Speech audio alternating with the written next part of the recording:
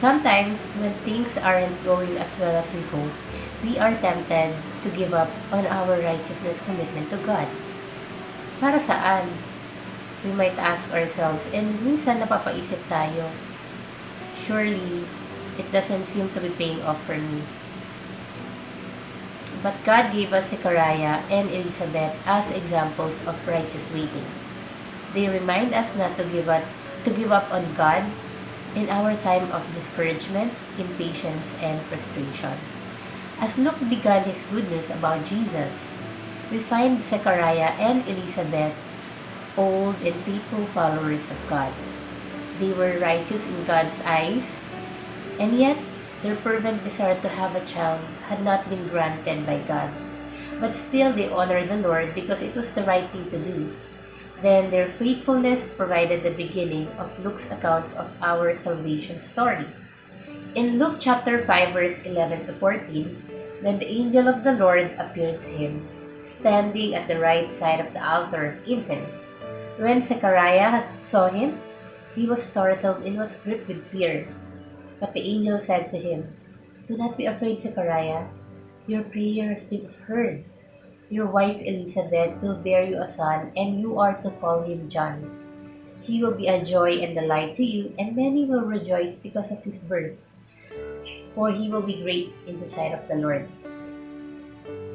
I can still remember back in 2020 when pandemic hits our country. I went back to our province and I lived there for more than 2 years. And little did I know that that's actually the time that the Lord will restore my relationship with my family. Ito rin po yung ginamit ng Lord para mas mapalapit ako sa kanila and makita ko na hindi lang pala basta financial support yung pwedeng ibigay ng Lord para sa kanila.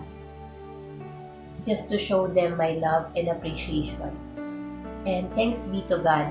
I'm really thankful to ECMI family, especially to ECMI San Antonio, for having a community of believers na para na rin pamilya yung turingan.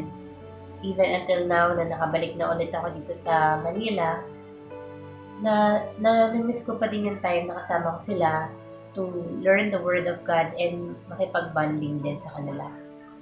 Let's always celebrate our joy and surprise.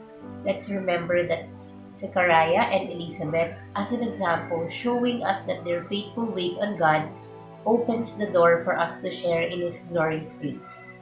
So the next time we find ourselves discouraged and ready to give up because our prayers seem unanswered, let us remember this couple. In 2 Corinthians 12 verse 9, "But he said to me, my grace is sufficient for you, for my power is made perfect in weakness. Therefore, I will boast all the more gladly about my weaknesses, so that Christ's power may rest on me."